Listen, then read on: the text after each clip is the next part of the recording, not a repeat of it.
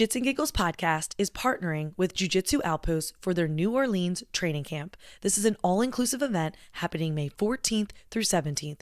It includes hotel, transportation, the coolest excursions, multiple dinners, and the best training in New Orleans. For my ladies, this event is highly women-friendly. There will be several women at each training session. We literally know how hard it is to find that. I'll be there, and right now, if you sign up using the code GIGGLES, they are offering you 10% off. Visit jujitsuoutpost.com or Jiu-Jitsu Outpost on Instagram for more information. See you there. It's Elisa Kos bringing you Jits and Giggles podcast. Pisey Tan. Yep. Welcome to Jits and Giggles. Hey, thank you. Very, very honored to be here. Yes, thank you for coming. So you're a brown belt out of where? Vault. Out of the Vault. So did you start at the Vault or where did you start out of? I started at another academy, a heavy gi academy. Oh, okay. Yes. In Pennsylvania or where? Yes. It's in Delco as well. It's like about 10 minutes away from the Vault. Okay. So you're a brown belt, so you've been training 10 years, 10 plus years, yeah. Okay. So how did you originally get into jiu-jitsu? I got into jiu-jitsu basically by from one of my friends that I served with. Mm-hmm. His name is Martinez. He's out there. He has his own academy out there in New York. It's Clear Jiu-Jitsu. Mm-hmm. But he was training with Marcelo Garcia and all the other stuff down there in New York. But the one day I was just relaxing, and he texted me matter of fact, he texted me one of my friends that we were at Walter Reed with, Joey Bozak. Mm-hmm. And Joey Bozak at the time was doing jiu-jitsu, and I was like, I could do jiu-jitsu now. But at the same time I was a little worried, I spoke to my friend Martinez, and I was talking to him the one day because I wanted to lose weight at that time. I was pushing around 300 pounds. Mm-hmm. So I want to lose weight, and then that was when he hit me up with the Joey Bozak and jiu-jitsu, and he said, just give it a try. And I went out there and I just tried it, and I lost weight. And the reason why I wanted to lose weight wasn't for myself. Mm-hmm. It was for my daughter. Your daughter? My daughter. Alyssa. Not Elisa. Yeah. not Elisa, but Alyssa. Alyssa was born with a tumor on the liver. And she needed a liver transplant at birth. And, those that know about liver transplant is that you can donate your liver, and you can, because the liver can regenerate itself. Mm-hmm. Right. And at the time when my daughter was born, she had a tumor on her liver. Mm-hmm. And I wasn't able to donate my liver to my daughter because I was obese at that time. I see. Yeah, the doctors did the blood work and everything on me, and then the doctors came back to me and he said, "Do you drink?" I was like, "No." "Do you smoke?" He's like, "No, not really." Right. He says, "Well, your liver is crappy." Yeah. Wow. He said, "That must be your diet." So yeah. And you were how old at this point? Alyssa was born in 2009.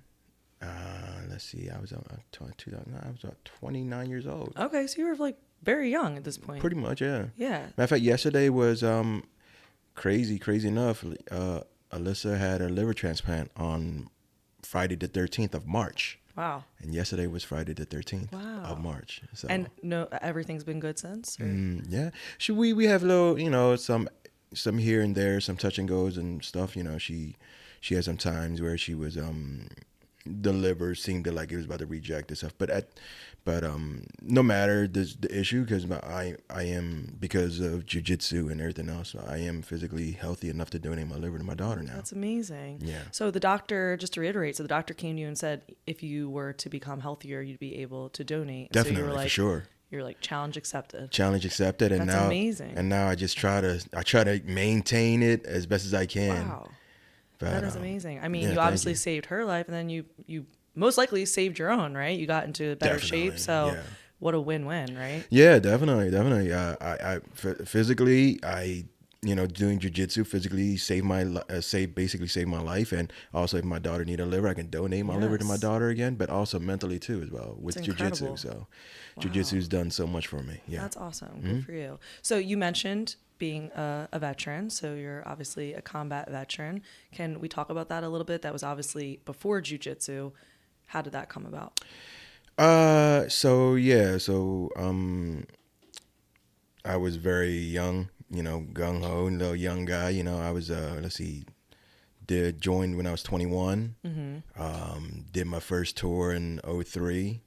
Second tour, that was when I did that was what the IED had happened. So in '05, I was we were in Iraq.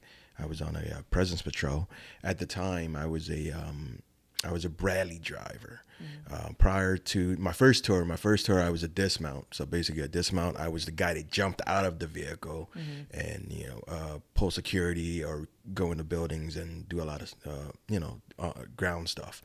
But during my second tour, my platoon sergeant turned me into his driver. So I was like, great. Which is, it's a good gig, but also a bad gig at the same time because you are the platoon sergeant's driver, he requires everything from you. The vehicle's got to be a tip-top shape and all types of stuff.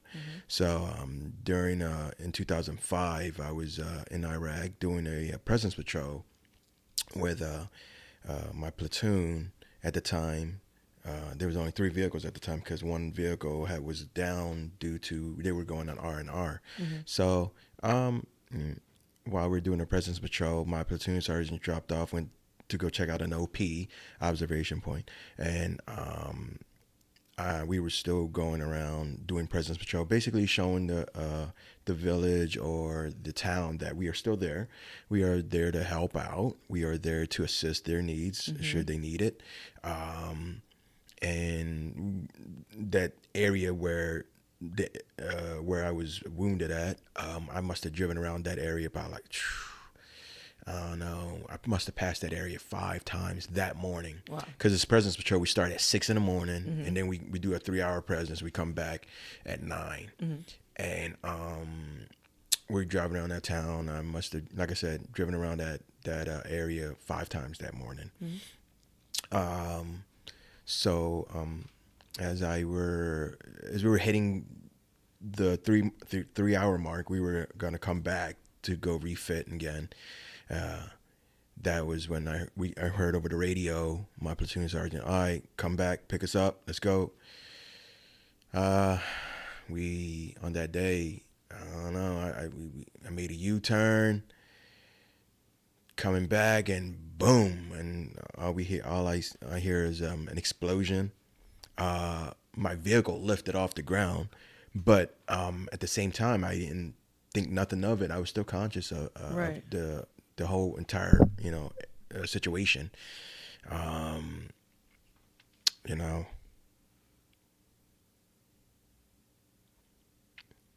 So yeah.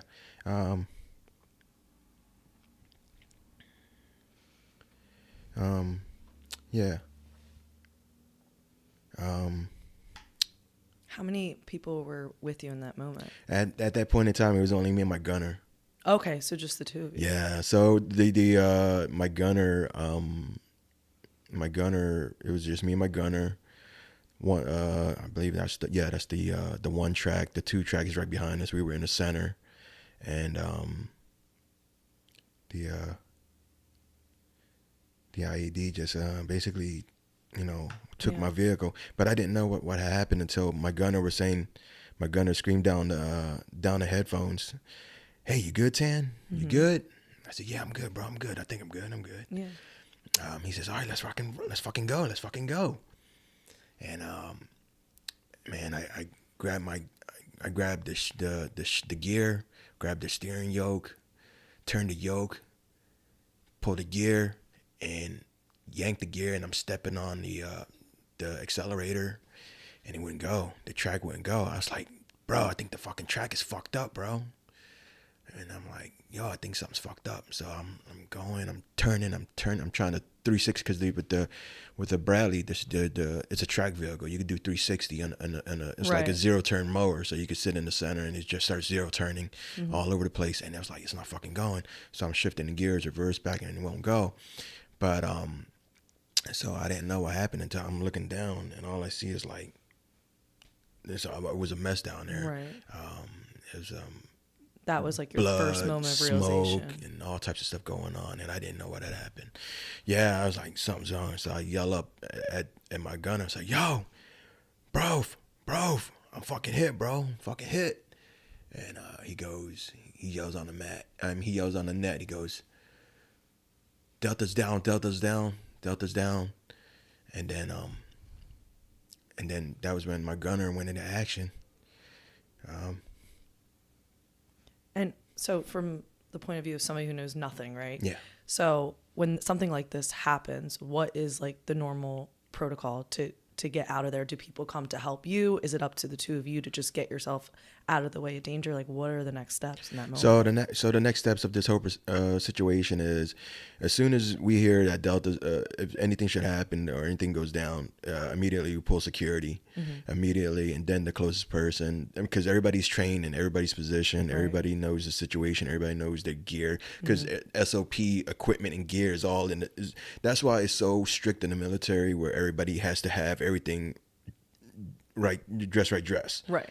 So that everybody knows what's what. So should somebody need, like my gunner goes, he says, "Where's your tourniquet, Tan?" He knows that I'm like, it's on my vest. He knows it's right there on my vest. Right. He knows. That makes sense. Yeah. So he knows where it's at all the time. Right. And then the bandages and everything else. So, yeah. And immediately we pull security, but we try our best to go do everything the way it's supposed to be. But unfortunately, at that time, it was sort of a life or death situation. So my gunner and the 3-track that was in front, they sort of like went off the script, and they did everything on their own. My gunner jumped out of his gunner hatch. He was pulling security. He was firing downrange, trying basically to clear the area out. Right. Because we don't know who's the enemy, who's out there. And he basically did what he had to do. And he ripped me out. So the hellhole, that's where I sit at. It's called the hellhole. The hatch was basically it was damaged. It was damaged. Right. So my gunner, he was yelling at me. He's like, "Tan, you gotta fucking help me out. You gotta help me out." And I was like, "Bro, I can't fucking get this fucking hatch up." So I was like, I basically didn't know what the fuck to do, and I was trying my best, but he fucking ripped that hatch open. He pulled the hatch open. Then he fucking pulled, and mind you, he was the same built as you, Sean. Same built as you. Yeah. Strapping young lad. But yeah, he full battle rattle. I got my body armor. That's a 30 pound vest. And how big were you at this point? At this time, I was 220 pounds. Right, still solid dude. Yeah, 320 pounds with a 30 pound weight vest. Yeah. So that's 250. He's pulling me out. Absolutely. He pulled me out, and I was dangling over the fucking off of my Bradley. I was like, what the fuck, man? I'm fucking, and I at this point in time, I still don't know the extent of my wounds, but when what I do know is that I did know that Brophy strapped on the tourniquets on both my legs. So the tourniquets for us at that time is literally the last resort type of thing. And I was like, what the fuck? Right. No. So he's fucking strapping that shit on. I'm yelling, whoa. And then he's fucking yelling at the 3-track, I need help. And the 3-track drops their ramp. And at this point in time, I'm still fucking thinking like SOP and stuff. And I'm like, wait, hold on. I still got my nods in my fucking pocket. So I was like, fuck. So I turn back, I pull my nods out, and I fucking put it in my fucking driver's seat. So I don't want to fucking screw the rest of my guys. Yeah.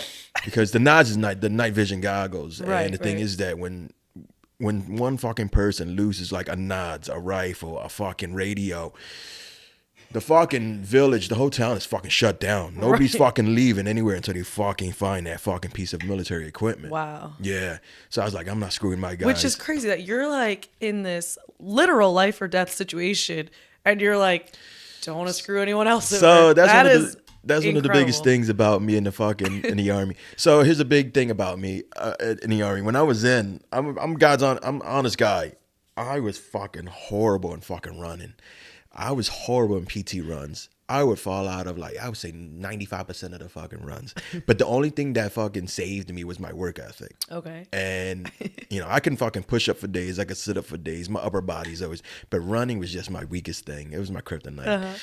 But I tell you what though, my first tour, I did run with the best, where I had a fucking AT4 and strapped onto my back. I was running in the desert with the best. So, but that was life, that situation. So I could do that. Course. But like for PTs and stuff like that, like I could care less. Right. But when you're having fucking missiles and fucking rounds shooting over you, you're fucking running. Right. No matter what. But at the same time, that was me. I was always like down to a T, strict about, awareness and equipment and gear. And I really, really did not want to fucking screw my guys. Yeah. So, and, that's incredible. But yeah, at that point in time, I was like, I don't know. That was just me though. Yeah. That's good though. That's a good trait. It's just like mind blowing to me that was what was going through your mind in that moment. Like, even though I'm sure, I don't know if you were in pain, probably adrenaline's running, but just the fact that someone's putting tourniquets on you and you're thinking about other people, I think that says a lot about your character. I mean, that's just how it is. I mean, we always looked out for each other. It was like, I served with a guy from Montana. He never seen a colored man or an Asian man before. Yeah. So I was like, no shit. He's like, no, I've never seen anybody like you before. I was like, no fucking way. It was hilarious. But the thing is that he always had my back though, you know, and that's how it is in the military. We always had each other's backs. Yeah. And that's important. Like if you can't trust your people, we got to look to our brothers, to our sisters, to our brothers, to the left and the right, Absolutely. That's who we got to depend on out there in the shithole is what they call Definitely. it. Yeah. So the guy that pulled you out, do you still keep in touch with him? He's one of my greatest friends. Yeah, definitely. I try not to bother him that much. That's one of the biggest things about me too as well. I don't know what to say to the people that saved my life, because words just can't, describe how my feelings, but that's why I do what I do nowadays, whether it be doing with Jiu Jitsu or with my family. These guys, they risked it all to save me. Yeah. So they gave me a second chance at life. So the least I could do is live it. Like last year when I posted my Alive Day, and a lot of people were reaching out to me and stuff, and Brophy, he said, bro, it's fucking awesome to see you.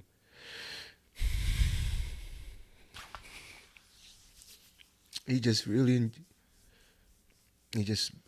said he had he was happy to see me still living and continuing to do what I do rather than letting my situation, bring me down and, Yeah, absolutely. Which I wanted to get into if you don't mind. So once obviously you got back to safety, how did it work? Like at what moment did you know how severe your injuries were, and when did the doctors kind of let you know the next step? So my Live Day is the 6th of August. Mm-hmm. I woke up, I regained consciousness the 9th, and I didn't know where I was. I regained consciousness, and I was like, what the fuck? I'm sprawled out on the bed. I look up, and I'm like, oh shit, my fucking legs are killing me. And I look down. So here's the thing. I do remember prior to getting back to the States, we got back to when I was getting medevac. I did, when the guys dragged me off my Bradley, I saw like my right leg hanging off by the threads of my pants. But I did not know the extent of my left leg. Right. Yeah, but I should have, right? Because driver hellhole right here, explosion comes from the left. Right. But I thought it was just my right. But and I remember when after being medevac, prior to getting back to the States, I told the doc, I said, Doc, can you put me back together? And he goes, I'll try my best. I was like, all right. And then he put me down, and then I woke, I regained consciousness on the 9th. And I looked down, I was like, what the fuck? And then I was just beat. I was done. Yeah. I was like, I want to give up. I was like, done. Yeah. So at that point, I was like, what the fuck? Right. Because I remember everything started going through my head. Everything started rushing through my head. Like, when the Vietnam vets came back, America treated them like shit. I was like, I can only imagine what they're gonna fucking treat me like. Believe it or not, there were protesters out there in front of Walter E. when I was there. Wow. Yeah, I can only imagine how like what happened. I mean, what I'm gonna deal with, how I'm gonna deal with all this stuff. I was going through it, and Yeah, I can't even imagine like those first thoughts of just processing what's going on. I was like, fuck. So I was like, I can't go home. I can't. I didn't want to be. I was ashamed of myself at that point in time. I was I didn't want my mother to find out. You're from Cambodia, correct? I was born here in America. You were born here in America. Yeah, my mother came here. My mother came here as a refugee from Cambodia. Okay. So she was already here. She was already here. And where were you in the hospital? I was in Washington, D.C. And your mother Walter was? My mother is in Philly. Okay. Yeah. So at this point, she didn't know. No, well, hold on. But on August 9th, yeah, she didn't know. But I didn't know she was here. Oh. I didn't know she was there. Okay. I this was before, iPhones and whatever. I had like my wallet. I still carry a thick wallet. Mm-hmm. Yeah, that's how old I am. Yeah, I still have a wallet full of, information in there. So, I had my cousin's phone number. So me and my cousin, my cousin lives here in Jersey. Mm-hmm. So I hit him up. I said, I asked the nurse there. I was like, can I get my wallet? And because my gunner, no, because at that time I had my wallet tucked in my battle top, mm-hmm. and it had all my IDs. It had everything on top of it in there. And I said, can I get my wallet? And they said, here. So I pulled out my cousin's number and I called him and I said, yo, cuz. And then he goes, yo, I'm here, man. And he was there with my mother in Washington, D.C. And I was like, I said, yo, I'm fucked up, bro. Don't fucking tell my mom. He says, bro, your fucking mother's already here. Yeah. It's too late. Yeah, it's too late. The fucking family's here. And I was like, are you fucking shitting me? He's like, no, everybody's here. I was like, what the fuck? I was like, fuck, because I was ashamed. I joined the military to, not just, serving my country. It was also giving back to my country because this country has given so much to my mother. Yeah.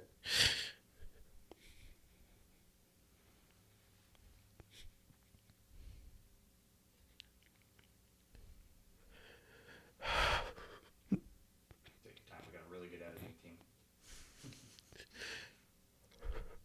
Take your time. But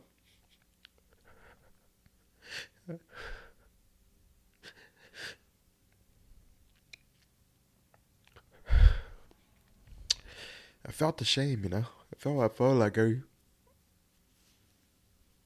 I ask you why did you feel ashamed? Because from an outsider looking in, I can't think of anything more brave and selfless. What was the shame coming from? Because Cambodians in our culture, they look down on yeah. They look down on them. Yeah, it's an embarrassment to our culture. That's horrible. Yeah, and that's like in this situation when you served your country, they would still. Yeah, because they think that it's it's an embarrassment, in our culture. It's horrible. So, but times has changed. I was gonna say, so, I hope so.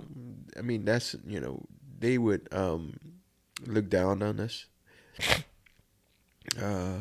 But at the same time, I'm very lucky. I'm not a Cambodian soldier, so I am an American soldier. But I was gonna say, now that time has passed, I hope you felt the opposite now. I felt the opposite. I do. I feel better. I feel about the situation. And my mother, she sort of like, I did apologize to my mother too when I was in therapy at Walter Reed. I said, Mom, I'm so sorry. I brought shame to our family. She started bringing down herself. She started bringing down herself. She said, Pisey, you did not bring shame to us. She said, I am so proud of you. and I want, and if the people talk shit about you, she said, fuck them. And I said, all right, Mom, thanks. And I'm sure that was healing. and that's her in the broken English too. I love her in the broken English. So, but yeah. Yeah, I mean, that's tough. I mean, you just went through one of the most heroic moments anybody could offer to our country, right? Like you said about your friend, how you don't know how you could ever thank him for saving your life, but I feel like that's what you do for us civilians, as we were joking about before. Truthfully though, like you're putting your life on the line to save us. So I can't imagine waking up and your first thought is that you're ashamed. I mean, nobody should ever have to feel that way. That's horrific. And I don't know if the general public or the general civilians even realize that that is like the mental load that some of our soldiers have to go through. It's horrible. It's a lot. It's a lot. Yes, it's just not myself. It's Right. Yeah, there are a lot of veterans out there that that just go through these scenarios in their minds, and it just breaks them down. Where, I'm not going to use myself as an example, but there's other examples out there where people were like, here's a fine example will probably be like. Rambo First Blood. I'm gonna bring that movie up because remember at the end of Rambo First Blood, Rambo goes, I come back, I was in charge. It is true. I was in charge of $1 million equipment, and then you're trained for this, trained for that. And all of a sudden you come back, you can't even fucking hold a simple job. Right. And Yeah. and the thing is, it's not because of this. It's the mindset where we come back and our mental capacity, our mental situation is not what it was prior to the military or prior to what we've seen or prior to what we've done. Mm-hmm. We were able to do this once upon a time. I mean, I'm going to use this myself as an example now. Again, once upon a time, I was, like I said, ran through the desert with an AT-4. I ran into the city with a saw. And then all of a sudden I come back, I'm wounded, and my mother's right by my butt again. Mm-hmm. Sort of like messes you up, you know. It's that mental toll is severe. Yeah. And we talked about this a little bit when Sean and Brian were on with We Defy, right? We talked about a lot of these soldiers coming back, and like you just said, it's like all of a sudden they go from being the most important to all of a sudden maybe they're not as important. They're gaining weight. They go from being in the military overseas to now they're just in New Jersey and they're just working a 9 to 5 and they just can't get it together and they start turning to drinking or drugs or eating. Definitely, for sure. And it's a downward spiral if you don't catch yourself. It was. I mean, like, I love my 2-foot cheesesteaks. That's what I was. In Philly, I was always, because I'm from Philly, and I was always calling my guy out there, Mr. Pizza. I was like, yo, hook me up with a 2-foot cheesesteak. And we'd come by with a 2-foot cheesesteak and a Stromboli. Yeah. And that was it. Yeah. I feasted myself to death, basically. Yeah. So when you came back, you're now a double amputee. What was the time between that and the start of jiu-jitsu? So I came back, when I came back here, I was medically released from the service in 2006. And I went, so at that time I went to go, again, culture thing. Mm-hmm. Married my wife, arranged marriage. Okay. Yeah, a culture thing. And also at the same time, my mind was like, oh, well, I'll give it a try. Because I was broken. Yeah. I was like, I was saying, who in their right mind would marry a beat up, amputee man? And I was like, my mother was like, just go marry. Your grandmother found a wife for you. Just go marry her, and you don't have to marry her. I did have a choice. I didn't have to marry her. And I was like, all right, I'll go. We went to Cambodia, and we basically hit it off. I was like, oh, okay, she's pretty cool. Whatever, huh? All right, yeah. And married her. Greatest decision ever. And got her here to the States. We, had our first child, and that was when, I was trying to find ways to, to lose the weight, because so when our child was born in 2009, like I said, she had hemangioma of the Yeah. liver. So I was like, all right, I gotta lose this weight. I couldn't. And I tried everything. Started weight training. Started cycling.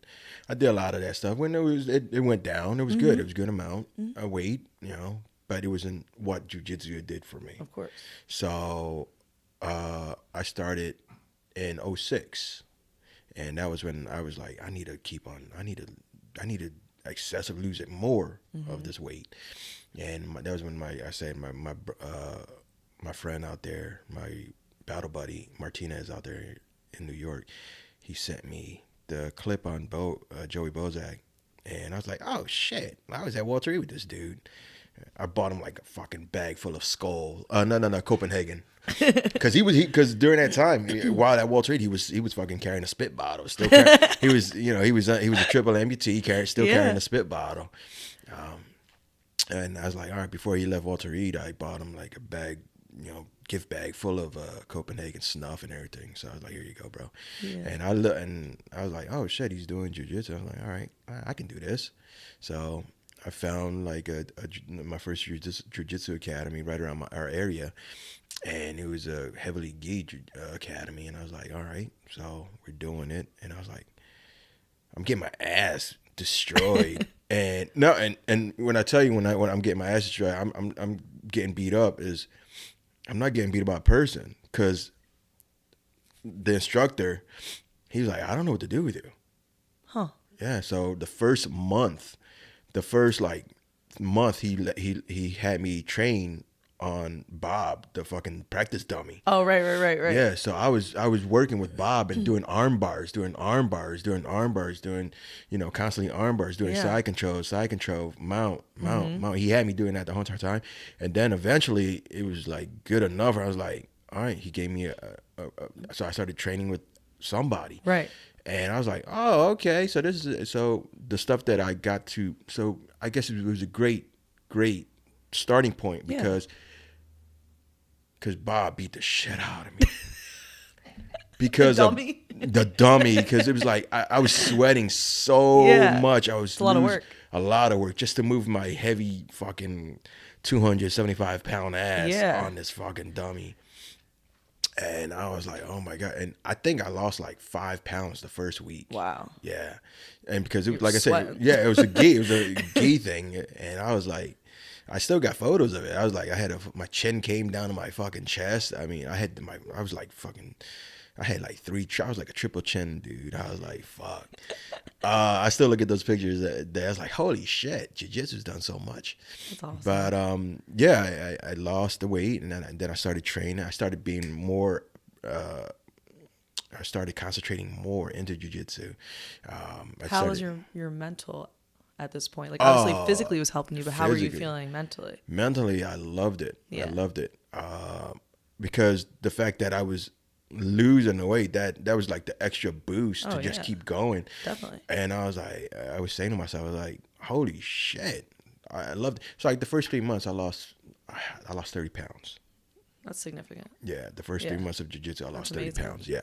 And probably not even really trying. Like, do you feel like you were making like huge eating differences, like changes? No. I was going to say, like, you don't really have to try. You're just going to lose it. You lose the weight. Yeah, I just lost it like instantaneously. Yeah. I was like, and I loved it. And also the thing was, I was also I felt like I was a hermit or a shut-in, But when I started doing it, I ran into some of the people. So my home was donated to me too, as well. Oh, wow. So people don't know about that. So the home was donated to me by Homes for Troops. Wow, that's awesome. And also the McKee Group. The McKee Group was that also was the spearheaded the project in my home that helped donate the home to me. That's awesome. So when I started doing jiu-jitsu, I started running into some of the people that worked on the home. Oh, wow. So full circle. Yeah. And George Banner, he trains out at, I forgot what it was, but he was like, yo, I worked on your home. I was like, no shit. He's like, yeah, I used to work for da. I was like, oh, okay, dude, thank you so much. Yeah. And a lot of the people and then I started running in, and he wasn't just somebody that worked on my home. He was also a veteran too, Right. as well. So he was a Marine, and then I run into another Marine, and then I run into 3 Marines. I was like, holy shit, where's the fucking Army guys? Yeah. You know? So I was like, what the fuck? So I was like the only Army guy at that time, and then I run into a Navy guy. I was like, oh shit. But And then the Air Force guy. yeah. Oh, No, brother. there was no Air Force at that time.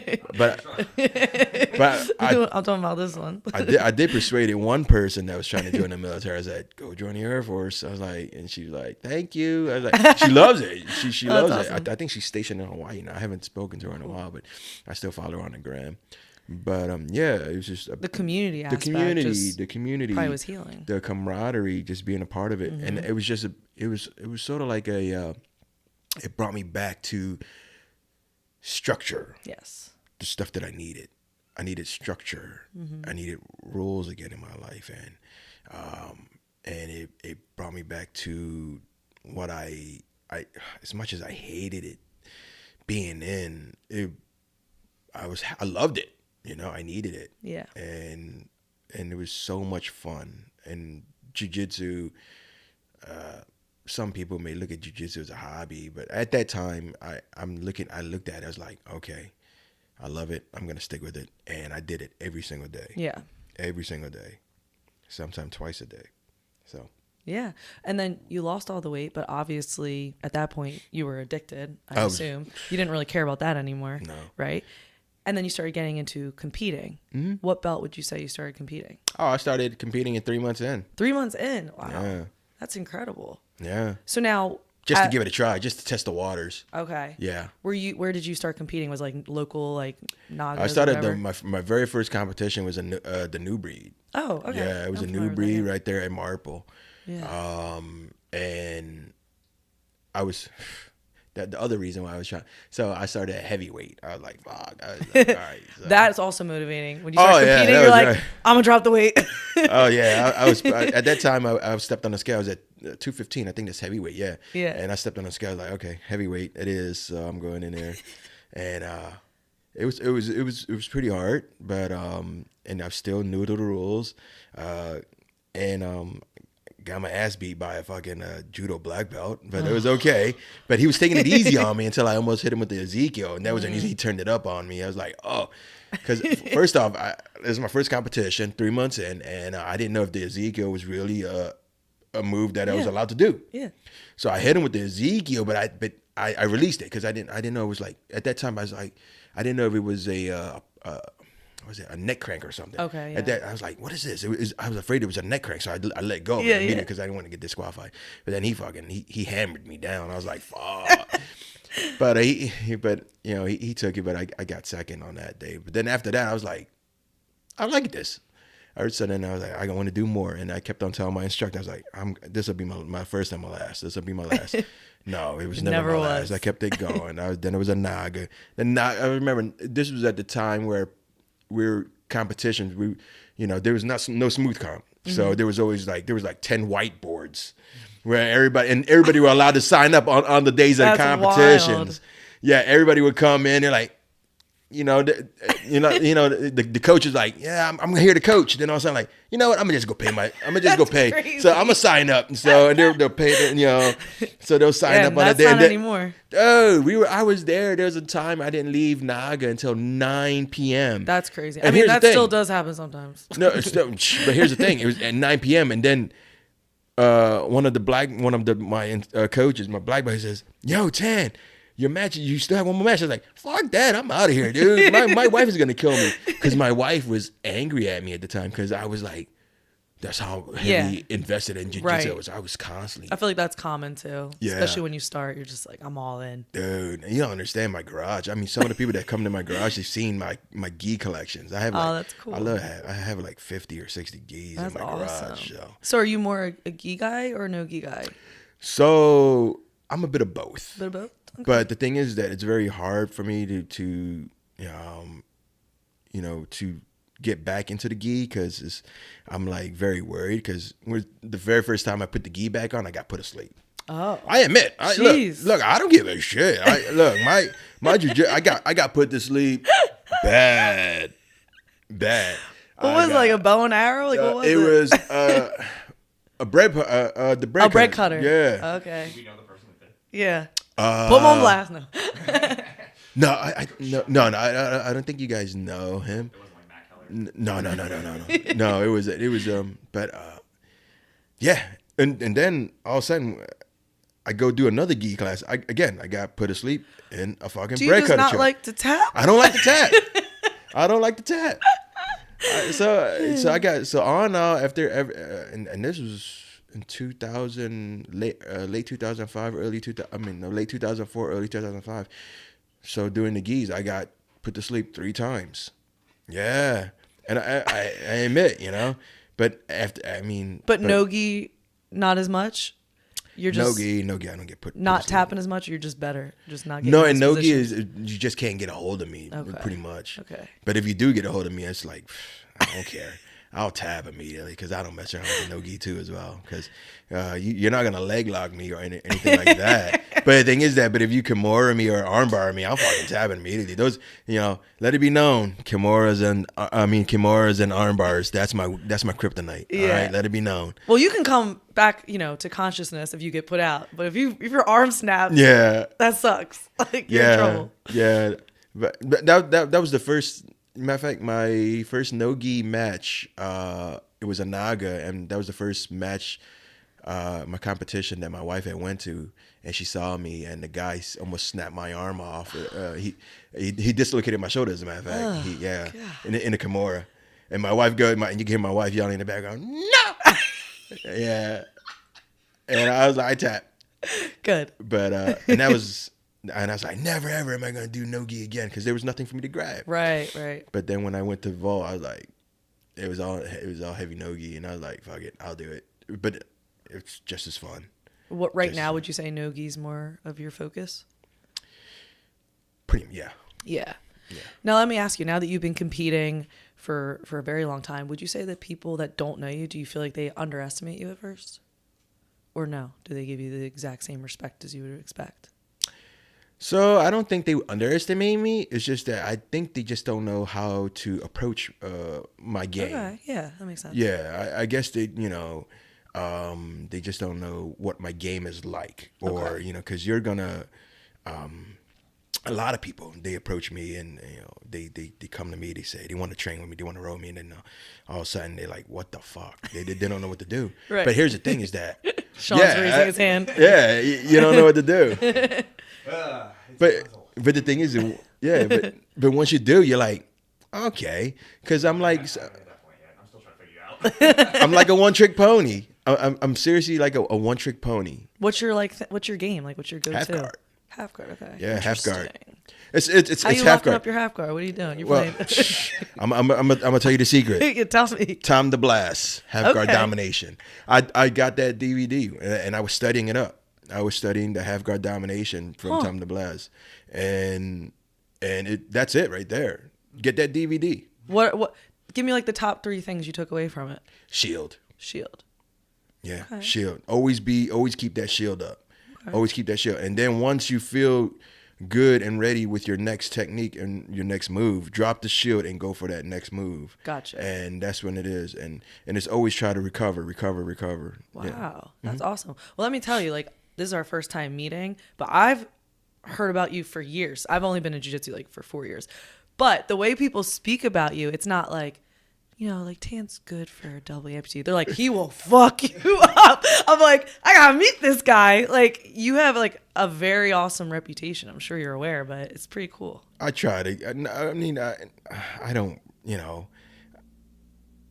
No, I don't know about my reputation that much, but I do enjoy going around and just training with everybody, different partners, of course. I don't know what my reputation is. I don't know. I don't think I'm positive. an ass kick or I'm gonna fucking. No, everybody up. every time your name has been brought up in a room, people always have like a story. They're just like, oh my God, the one time I rode a Tan, he whooped my ass and this happened or that happened. I'm always like, this guy, I gotta meet this guy. Oh, thank you. What'd you say? He said he invented a move. What's your move? I'm trying to get him to record the Stumpa Plata. Tell me. instructional. Oh, the Stumpa Plata. Okay, please explain. I can kind of imagine, but go on. So The basically, Stumpa it's the stumpa plata. So basically, is I normally get people to go double unders on me, and I really do, and I do like it when people.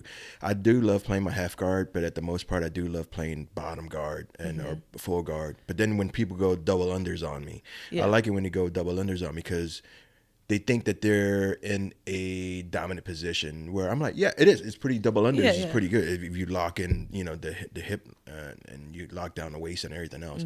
But for me, it's sort of like a cheat for me.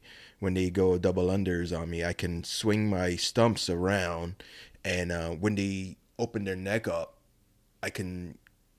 I got 6 foot wingspan here. Yeah. So I can bring my arm above your head, and then my stump will go directly into your jugular, and I yank, I pull yourself. And then some people tap, some people don't tap. But here's the thing: is that if they don't tap, it pulls them off immediately, Right, and then right. they have to readjust itself. They Right. have to readjust the situation, and they have their awareness is a little bit more heightened. Cautious. Yeah. Yeah.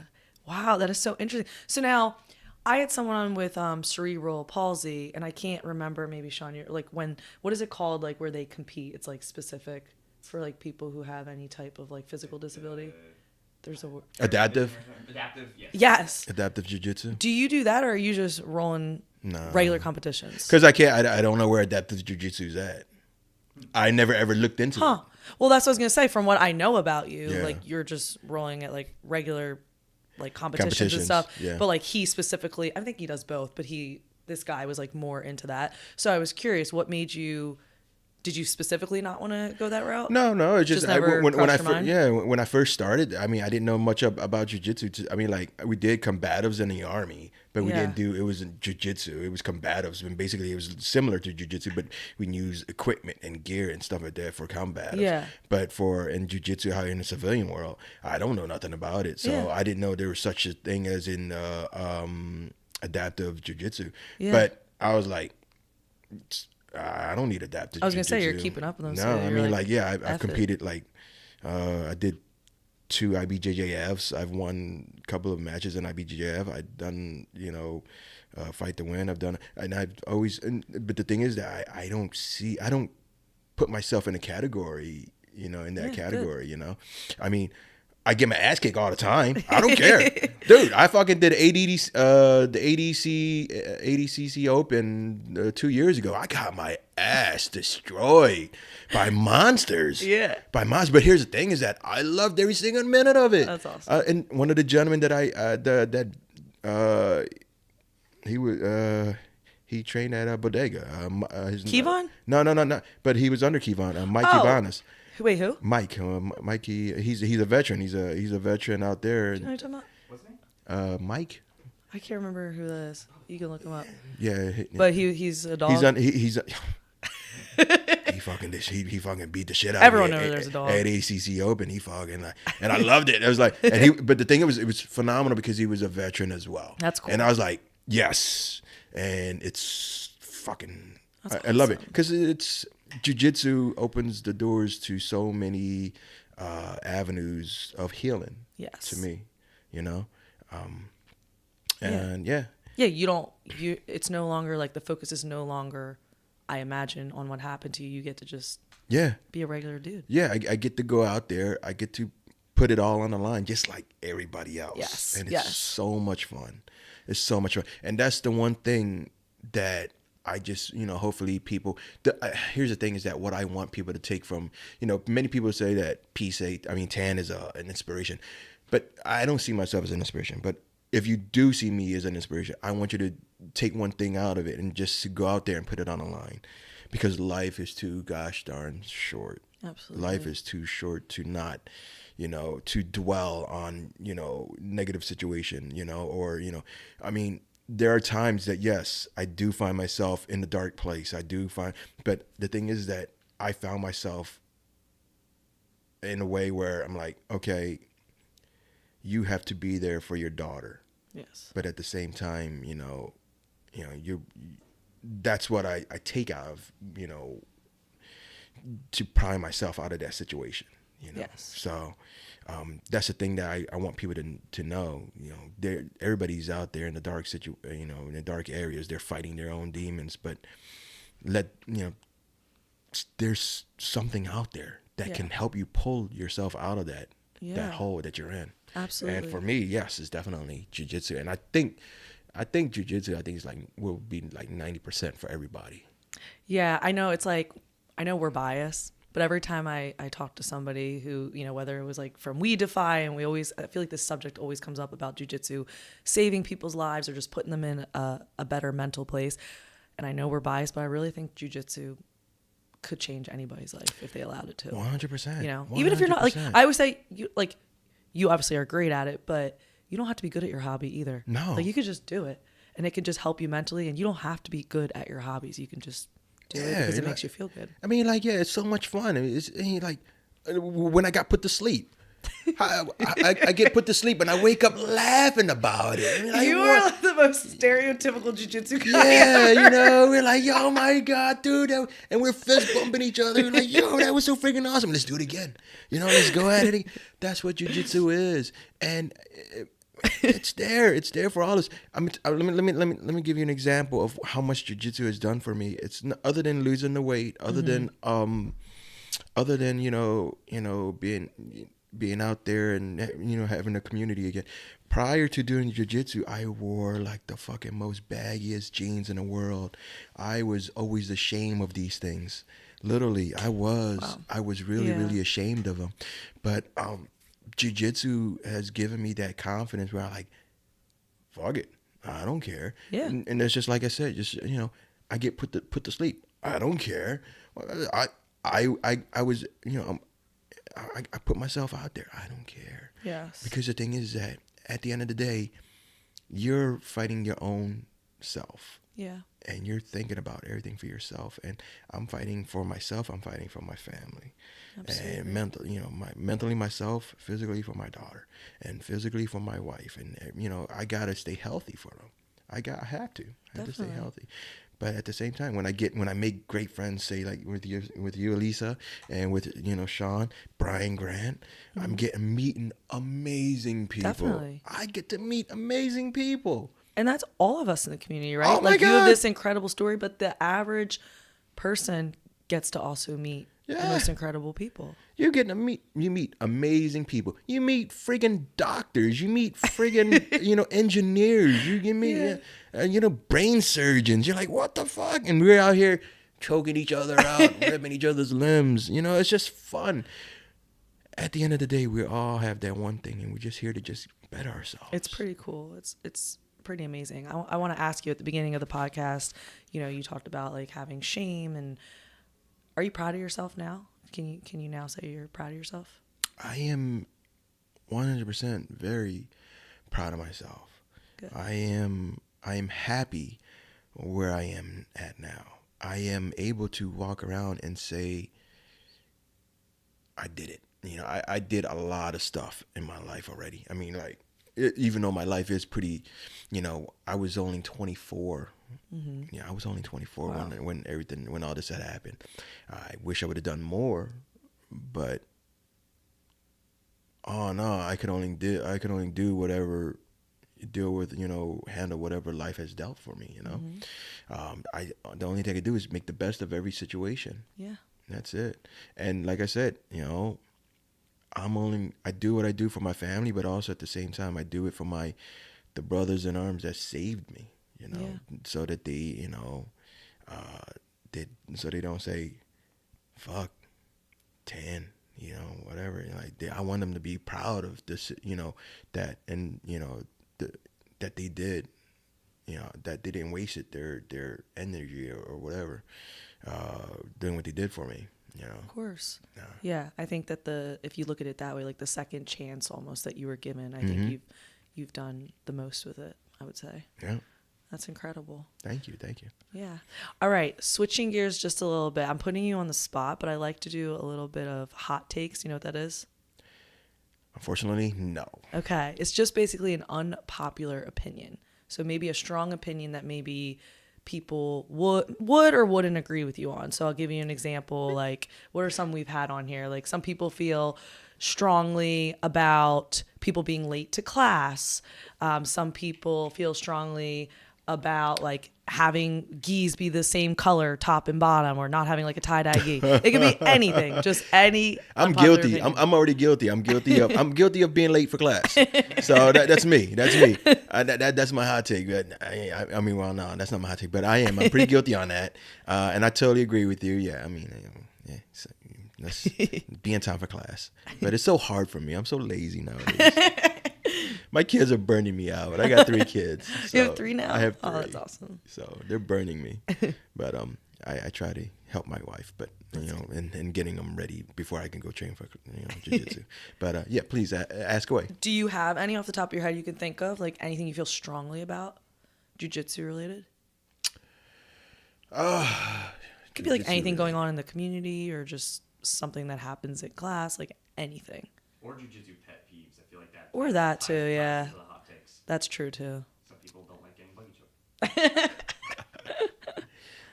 One of my biggest pet peeves is like, I don't know, gear, man. Keep your gear clean. That's a good one. Yeah. Keep your gear clean. Seriously, man. I mean, like, say, and like, buy some new gear sometime. Like, don't wear the like ripped up rash guard or rip up shorts or whatever. I mean, like, if you don't want to get a rash guard, you go to Walmart. They got some nice ones for like moisture wicking. Moisture wicking for like $7. Yes. Because I wear that for weight training. So yeah, why not? That's one pet peeve. Stinky people too. Yeah. Keep yourself clean. It's just gear, because that's also like bacteria situation. It's gross. Yeah, got ringworm and stuff like that. I don't want none of that stuff. Oh, there you go. Yeah, if you want new gear, who are you promoting? I was gonna plug your discount code that. Oh, for a few. That trying to make you money. Go ahead, get it. I don't even know what it is. Do you know it off the top of your head? I haven't even promoted it in so long. Gigs 10. Okay, look at Sean. Is that for your fuel hunt? For fuel hunt. Oh yeah. Wow, look at Sean. Here's a hot take question for you. What's that? Do you think people should wash their gi belts? Why not? Why shouldn't they? There's no power. Believe it or not, this is a very controversial topic. Wash the damn thing. Some people feel you should not wash your belt because it takes away all your blood, sweat, and tears you put on the mat, which is the exact reason you should wash it. And they just don't include it into like clothing. They're like, it's over the top, and they don't believe you should wash it. What do you think? Wash it. At least once in a while. Wash your disgusting thing. Quarterly, at least. Yeah, exactly. Quarterly. I would do quarterly. Maybe definitely. not every time. Fine, we'll give you a pass. But like, please wash it every now and then. Yeah, at least wash it, or do what I do. I have like 3 brown belts, I think. So like you just you switch it up, But we don't do gis anymore. So I was like, I just use only one. I've seen some white belts are actually look like black belts because they're so disgusting. And I'm like, you need to wash that. It's absolutely nasty. Yeah, wash it. Because at the end of the day, sometimes I when I'm done training, I normally wrap my gi up and everything with my belt, so it's already nasty together. So and you just toss it all in. Yeah, toss it all in. Yeah. What's so hard about it? Call it a day. And then if you don't toss it, just at least when you go take a shower, take your belt with you and wash it while you're in the shower. Shit. Just wash hanging it. outside just to dry. That's it. Yeah, there's no excuse. It's not hard. It's not hard at all, especially a piece of cloth like that. Yeah. I agree with you. Yeah. Any other pet peeves or unpopular opinions you could think of? Not really. Anything when you're rolling with someone that you hate that they do? No, I normally just go with the flow. I go with the flow. Okay, that's good. Yeah. Well, you're a pretty laid back guy, so I feel like not much probably bothers you too much. Look, yes, this. Oh, guys, laid back, great. So here's the thing. I guess is enjoy jiu-jitsu. Yes. Don't fucking go and try to destroy your training partner. Yes. That's one of the biggest, because I believe some of the people that I train with, okay, true, I do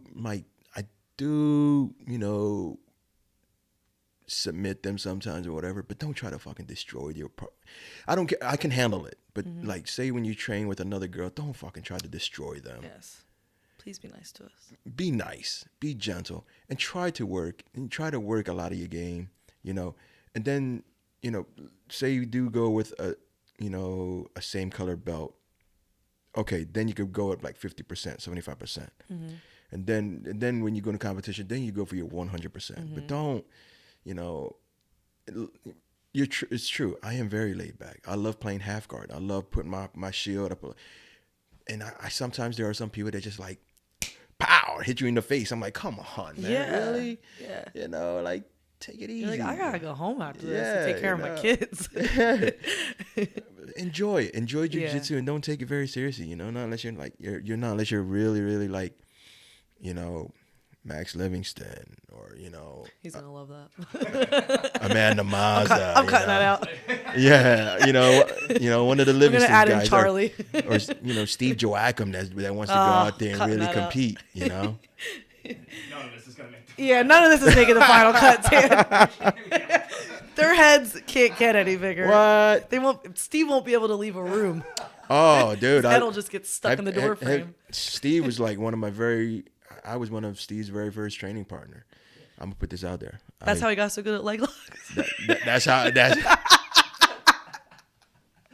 I love it. Steve trained with me. I was one of. He'll tell you too. He'll admit it. He'll tell you. I was his first training partner, and I submitted him, and he was so pissed off. He was so pissed off at me, and I was like, and then he left. And at that time, Steve was not this. He was a little heavier too. Yeah. Not in weight wise, but he was bigger. Yeah. He was bigger. Now he's a little more toned up. But I submitted him. He was mad. He was upset. But he laughed. He laughed about it. And then I was like, I'll see you never. Because I thought he'll never return. Yeah. And I think that lit the fire in his belly. Good job, and then he man. started turning it up, and he started training. Because he was probably a kid, right? At that time, I think he was 18 years old. He was at young. that time. Yeah. Is this a studio? 18. Huh? Is this a studio? No, Whatever? no. Okay. This was at Your first gym. Yeah. Okay. Yeah. Okay. You can ask him, and it was so fun. But then now he fucking beats me up, And then I hit him up. Like nobody cares about the physically challenged old man. I'm a physically challenged old man nowadays. I'm 45, 46 years old, guys. I gotta take it easy on me. I got gray hair, so.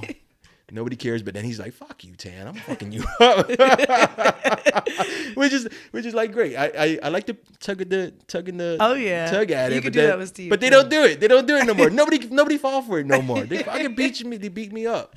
But I love it. I love it. But that's it. I mean, like, yeah.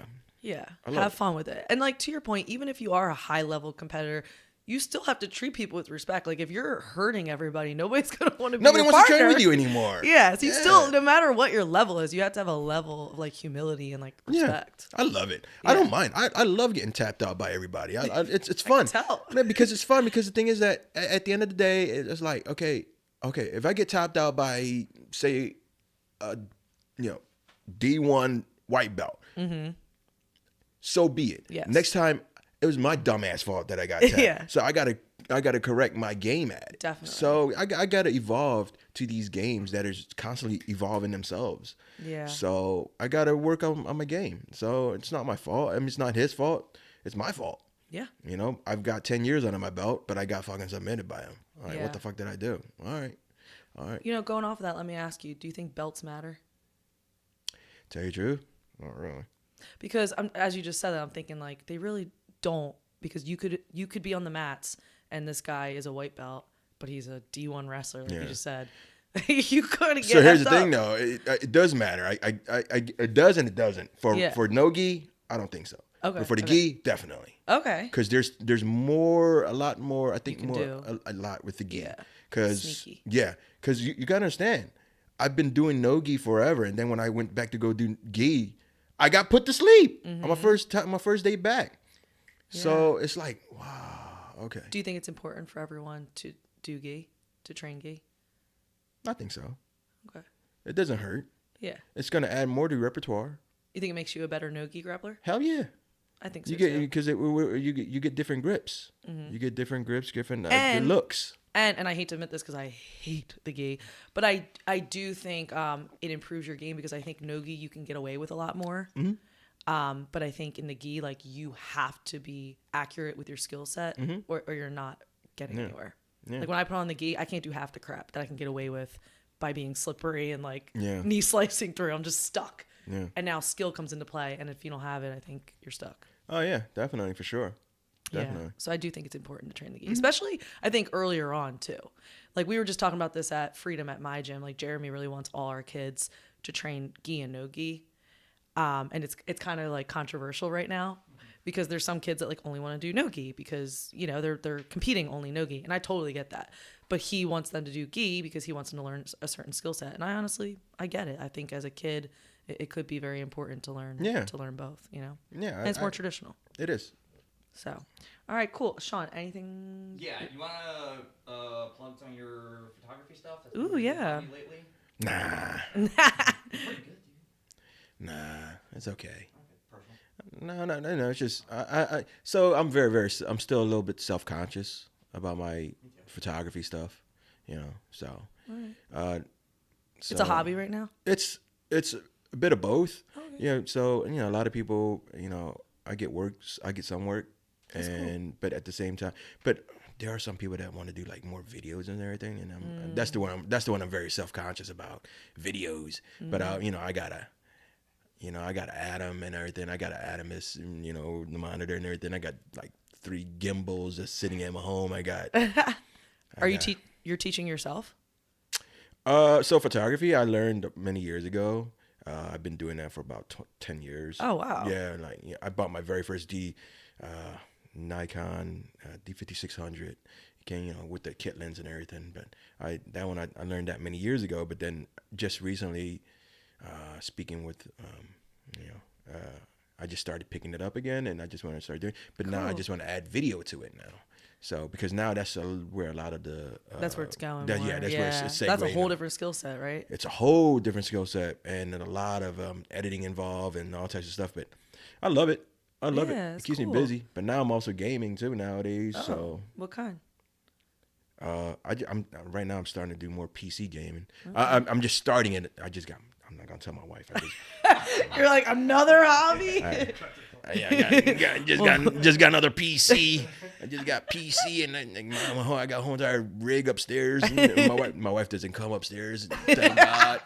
The perfect. Live streaming. But that's awesome. It's just so here's the thing: that's the thing. That's what jiu-jitsu did for me. Mm-hmm. Jiu-jitsu introduced me to like people such as Sean, like yourself, podcasting. So it opens up these doors. You're so right. Of interest. Yes. Of interest. And all of a sudden you're like, I want to try that. That's literally me right now. But here's the thing is that sometimes, like, I got a whole entire podcast equipment gear is sitting in my garage right now, collecting dust, and I don't even have a podcast channel. I got 4 mics. And I got 4 mic stands sitting in my garage. I get it. I'm a habitual hobbyist. I bought everything to make royal icing cookies. I don't know if have you ever seen the videos on social media where like they pour the icing on it and like it covers the cookie and they make like beautiful designs for like baby showers. No. You don't know what I'm talking about? I'll send you a video. All I know is like 6 years ago, I was like, I'm going to do that. And I bought everything, like probably $100 worth of like icing tips.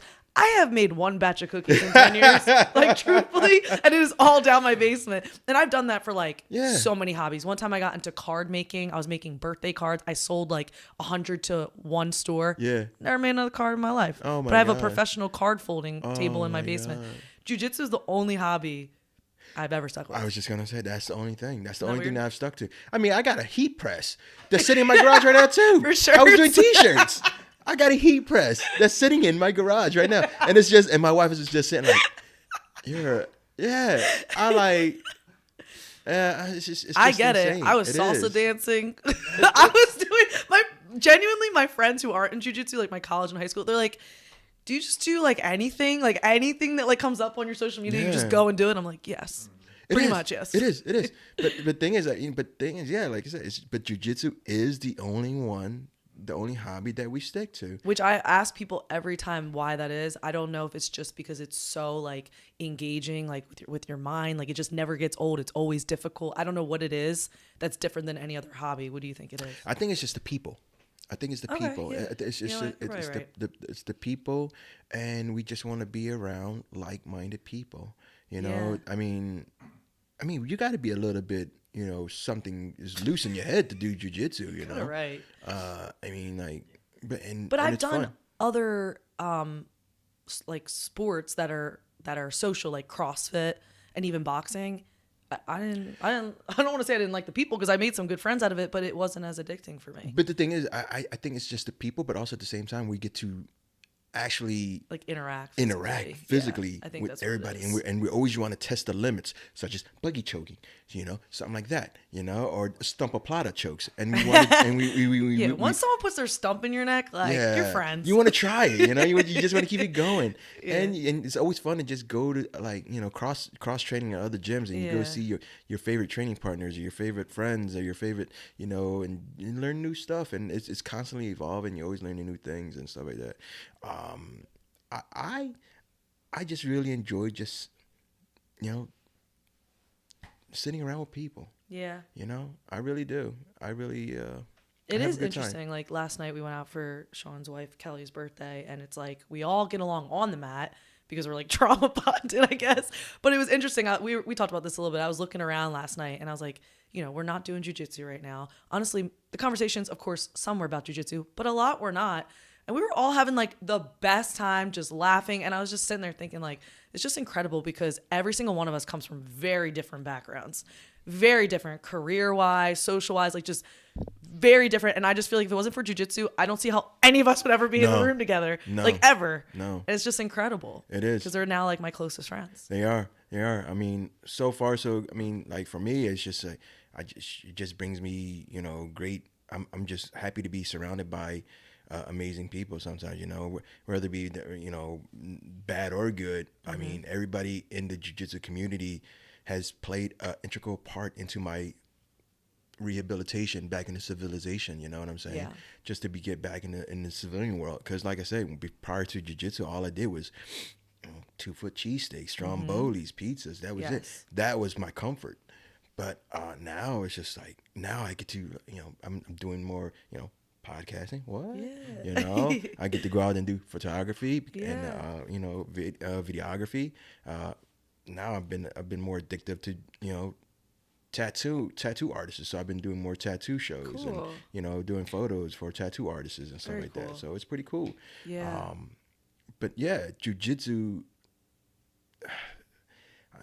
it's just insane, but it's so true. It has opened the doors for me into so many avenues of my, into the world. So Absolutely. Yeah. Yeah. And I think like having friends, like you said earlier, who are like-minded, and even not that every single person's like the healthiest person. I mean, we were out last night, we were having a couple drinks, but overall we do live a healthier lifestyle. I would say a balanced lifestyle. yeah. Shout out to Rick McLaurice. But like, seriously, like, I just think it's nice to have friends that like want to work out and want to be physically fit, but also want to blow some steam once in a while. Like, it's the perfect thing, Yeah, definitely, for sure. Yeah. Any closing comments? Anything I didn't bring up you wanted to talk about?